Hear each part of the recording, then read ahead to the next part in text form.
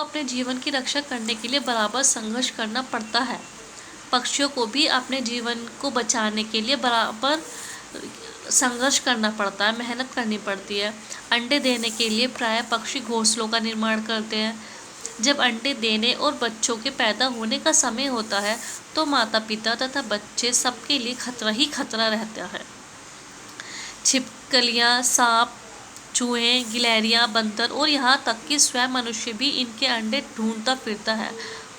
दूसरे पक्षियों पर भी यकीन नहीं किया जा सकता। ऐसे में सुरक्षा हेतु कई पक्षी नदी के किनारे ज़मीन में सुरंग बनाकर उसके भीतर अंडा देते हैं। कुछ पक्षी तो नदी के किनारे ज़मीन में सुरंग बना लेते हैं और उसके अंदर अंडा देते हैं, जैसे अबाबील ऐसा अंडा देता है, ज़मीन के अंदर सुरंग बना लेता है और उसमें अंडे देता है। ऑस्ट्रेलिया का एक पक्षी मेगापोड तो अपने अंडे बालों में गाड़ देता है।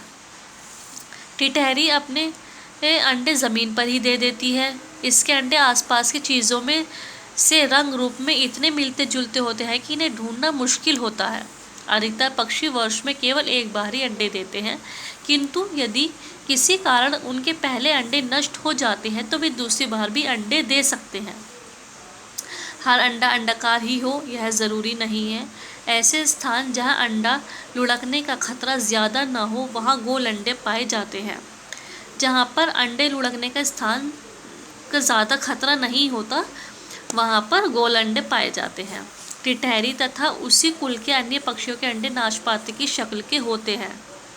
हर अंडे का नुकीला सिरा भीतर की ओर होता है ताकि सारे अंडे कम से कम स्थान घेरें। नर या मादा पक्षी अंडों को सेता है। कुछ पक्षियों से बच्चे थोड़े ही समय में, यहाँ तक कि केवल 11 दिन में ही निकल आते हैं। बड़े पक्षियों में बहुत ज़्यादा 80 दिन का भी समय लग जाता है।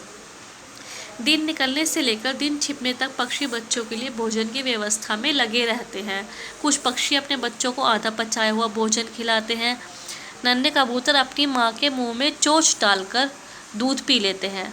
इस दूध में कुछ तो एक प्रकार का रस होता है और कुछ अधपचा भोजन। संतान के लालन पालन में वे अनेक कष्ट उठाते रहते हैं। संतान की रक्षा के लिए वे शत्रुओं पर चोंच के प्रहार तक करते हैं। अपनी संतान को बचाने के लिए वो अपने दुश्मन पर चोंच का भी हमला करते हैं। खतरा जानकर पक्षी एक दूसरे को अपनी विशेष आवाज़ में चेतावनी भी देते हैं। जैसे इन्हें पता चलता है कि इनके ऊपर कोई खतरा मंडरा रहा है तो ये एक